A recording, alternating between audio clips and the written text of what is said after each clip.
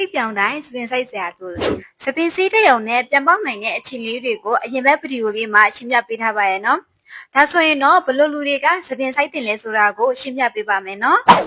နကိုနဖူးကျဲတဲ့သူတွေကတော့မွေးညင်းအိတ်လေးတွေမရှိတာကြောင့်စပင်ဆိုင်ဖို့လိုအပ်ပါတယ် FFA လို့ခေါ်တဲ့နဖူးမှာရှိတဲ့မွေးညင်းအိတ်လေးတွေကအကြောင်းမျိုးကြောင့်ထိခိုက်ပျက်စီးသွားတဲ့အခြေအနေမျိုးမှာဆိုရင်လည်းစပင်ဆိုင်ဖို့လိုအပ်ပါတယ်စပင်ပါထိပ်ပြောင်တာအရန်တိတာပြီးတော့နှစ်အရန်ကျသွားတဲ့အခြေအနေမျိုးမှာဆိုရင်တော့ anti hello treatment တဲ့စပင်ဆိုင်ကုသမှုလေးကိုပို့ပြီးတော့ရွေးချယ်တင်ပါတယ်